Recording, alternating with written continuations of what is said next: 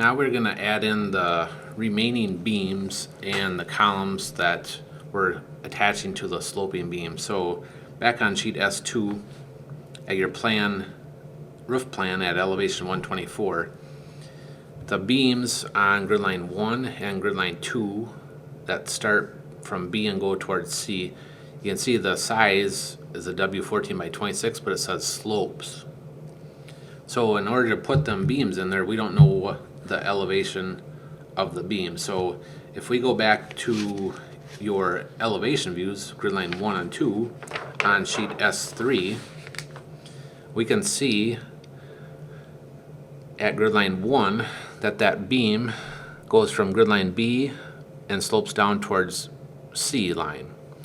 At B line, the elevation goes up to the top of the column, and it's at elevation 124. The other end, there is an elevation, it says elevation 122 foot 9, and it's pointing to the top of the beam at 4 inches back from the end of the beam at the exact location of the beam that is framing into it. So let's open up your view number 2.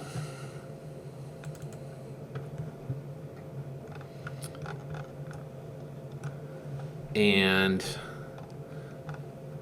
we can see at elevation 124 and B, we have the intersection there, and over here towards C line, we have no point to pick to input our beam. Again, we need 2 points to put in that beam. So let's add in some construction lines. So let's go to construction line mode, add. Off from grid line B, I'm basing it off a construction line, basing off from B. And according to my drawing S3, from B line horizontally, I'm going to come over 5 foot 0, and then another 5 foot 0, and then another 5 foot 0, and then 4 inches. I'm going to exit out there.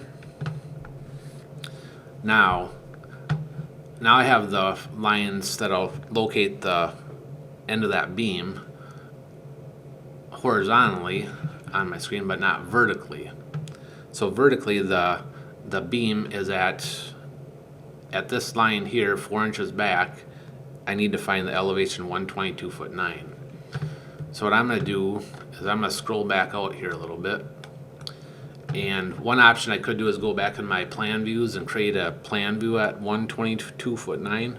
Or here I can go to construction line, add, based off from my elevation 100 foot 0. And off from 100 foot 0, it's going to be 22 foot 9, which will take me to 122 foot 9. So hit add and then exit. Now we're almost there. Now I know my beam needs to go from the intersection at B and 124, and it needs to pass through this intersection here at 122 foot 9 and this line 4 inches back from the end of the beam. So I still can't pick I need to pick the end of the beam, which is out here 4 inches beyond. So let's go return and exit out. Let's go back to construction line, add, and then here let's pick intersection of construction line and pick the intersection at B and 124. And then over here, that intersection right there, which is the intersection at 122 foot 9, this line, and then this line here is my line that's 4 inches back, and that's specifically where my elevation 122 foot 9 is according to my sheet S3. So pick that point. Now what I just did, I'm going to return and exit out there. Now I just added that construction line, which defines the top of that beam as it slopes. And you can see the end of my beam is right here, 4 inches past this line, and it's a continuation of that line through this intersection here at 122 foot 9. So now let's add in that beam. Let's go member, add. Let's pick intersection here. Make sure I'm on the intersection construction line up here. And then let's zoom in over here. And do not pick this point. We want to pick this point here 4 inches beyond at that slope. And that defines that beam. So it's a W14 by 26. And as you can see, the elevation came in correct because we're putting in an elevation view, not a plan view. And the points we picked define the elevation. Another thing to note is my right end's elevation is not 122 foot 9. It is 122 foot 8 and 11/16 because the end of that beam is 4 inches beyond, continuing on that slope. Let's leave our connections on auto standard, our loads auto, and we'll hit OK here. And we'll right click to return all that command. And now we have in that member. Next, let's add in the column. Now you can see down below here, we have in that lower column, W8 by 31. We are at view number 2. So looking back on our S2 sheet, or S3 sheet, our 8 by 31 we have in. The column above that is HSS 5 by 5 by 5/16. Now previously we didn't put it in because we didn't know the top elevation. So now let's go back to our member add, select our column. Now in plan view we only picked 1 point, but in elevation view we can pick 2 points. So for column, for locate, let's pick the bottom of the column here. So left button locate at that point. Then let's zoom in, scroll, so zoom in. And now you can see we know where the top of that beam is. So now we can pick the top of the beam at grid line B.7. And again, it finds the elevation for you. So let's type in HSS 5 by 5 by 5/16. Elevations are good, and we'll leave them on auto standard. Auto standard will figure out which base plate size it needs. So we'll leave that on auto standard. Hit OK. And now I have that column in. Right click to exit out there. Now, if you look on your sheet S3, we are at grid line 2. At grid line 1, we have that exact same sloping beam, same elevation, and the column at grid line B.7 is the exact same column. So what we can do here is we can put a crossing box around them, that beam and that column, and it'll select that beam and that column. And then we'll right click for menu according to our button bindings, and we can get copy members. Single again. Now it's asking you for a reference point. We'll pick any point you want. Intersection of construction line there is fine.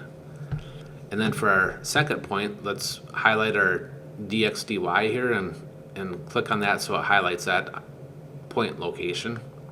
Now it's asking me for the second point location. I've got that highlighted, so left button to locate anywhere on your screen, and that tells you, asks you the DXDY offset.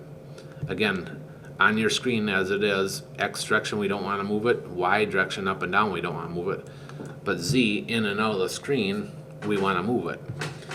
We are at grid line 2, so as you look at your plan view on S2, grid line 2, when we put that grid line in, we were looking from the north towards the south.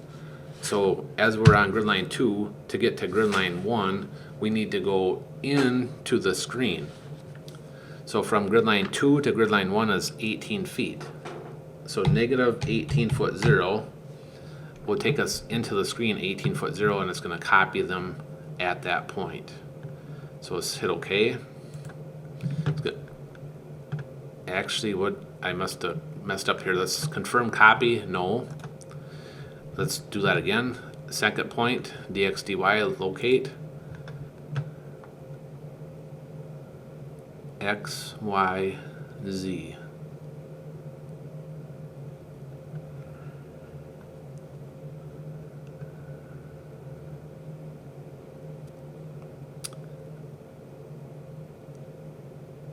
Use this point as new base location. Let's hit our help button here.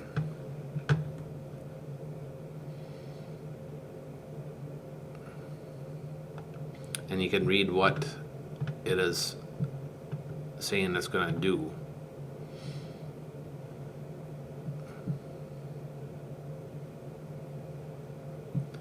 Cancel here, or exit out of here.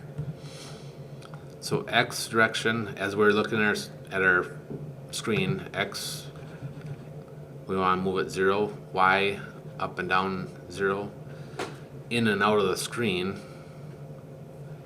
should be the Z, and negative 18 foot should be correct. But when I hit OK, it's taking the 18 foot to the, so if I hit yes here, and let's just return, exit out there. Now let's open up grid line 1, and you can see there is nothing there. So let's open up grid line 2, and there's nothing there. Let's open up 124 foot 0, and here's where it copied it to. It copied it from that point there, 18 feet over, but it also went way over here. Okay, so a reason for that, we like reasons for everything, so let's grab that, cross over it with your mouse, and hit delete on your keyboard. Delete these, yes. Let's go back to open view 2. Let's do that again. Let's go highlight, cross over them so it's crossing the members, and I'll highlight both of them. And then let's do menu, copy members, single. Let's do, I'm on intersection, so it shouldn't be snapping to any point other than intersection. And then my dxdy for a second point, I'm going to do locate x, y, 0, and hit OK. Confirm, copy, yes. Now let's open up grid line 1, and there it is. So let's open up grid line 124, or plan view 124, and you can see they're in there. So the first time when I did it, I must have, for the first point that I picked instead of the intersection of construction lines, I must have had it on auto, and it actually snapped to a point further in or out on the screen or something, where it actually referenced that point and snapped over. So long story short is make sure you're on intersection construction line when you pick your first point, so it's not picking like the end of a member or something. So you can see we have them in plan view now. Now the next step is to add in the members between them. So back on S2, we will do construction line add, base it off from a construction line, we'll highlight that location, and based off grid line B as in boy, we're going to go that 5 foot 0, and then add, and then another 5 foot 0, and then another 5 foot 0. We'll hit exit. Okay, so now these beams here are going to be framing into this beam that's sloping. Again, we don't know the elevation of that beam at that exact point that we're going to pick. So here we're going to do member add beam. Now here's where you use instead of using intersection and construction line, we go over to here, intersection of a construction line and a member. When I pick this point here, it's snapping to the intersection of this construction line horizontal on the screen and that member at the exact top of that member. Now the second point, I need to pick my point locator again, intersection of construction line and member, and highlight over here, left button locate. Now you can see the elevation came in at 123.7. It found the exact elevation at that top of that beam as it's sloping 5 foot over from grid line B. My member size is a W12 by 16. And here, let's leave this web rotation vertical. I'm going to show you that here in a second. So leave everything as is, hit OK. Now, here we have another one that's sloping again, leaving on intersection of construction line and a member. We can pick here, and again it finds that elevation, 123.2. Hit OK. Now, leaving on intersection of construction line and a member, and here, instead of picking, let's hit repeat. Okay, now you can see the elevation came in at -1.3. Since I repeated, it was the same member, same spacing, and since I was on intersection of construction line and a member, when I hit the repeat button at that top of that beam, it recognized the top of the beam and repeated at that spot. I'm going to go here and delete that one, and here and delete that one. And then I'm going to go back here and do member add, intersection of construction member, intersection of construction member. Again, that's in there right. And here, I'm going to hit intersection of construction line over here and hit repeat. Now, you can see what happened. It did not come in at the right elevation. It says it doesn't have a negative number, so that beam is at 124.0. And I can confirm that by clicking on it, 124.0. So when you use the repeat button, if you're in plan view and they're all the same elevation, you can use it. If you are putting one in at a sloping beam, you need to make sure you have the intersection construction line as your snap to point, and both ends need to be the same elevation. So here I'm going to delete that one, member add, intersection of construction line and member, to intersection of construction line and member, and OK. Okay, so now them beams are in. Now let's go back to grid line 1. Let's open view 1. And let's do construction line, erase all, CX. And here's them, that beam, and that beam. Them are the three we just put in. And you can see the web of the beam is vertical on the screen. So let's change that. Double click on that member. And this is where we want to change the web rotation. Web rotation to normal, and web rotation normal.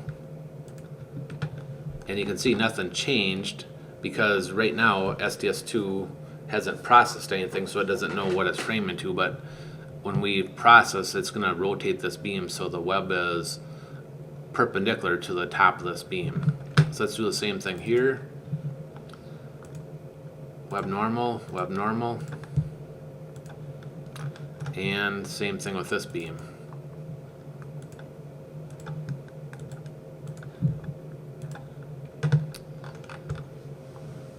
So now we have in all the beams we added in the last two columns that we didn't put in previously. So that ends this lesson on adding in the remaining beams and the columns.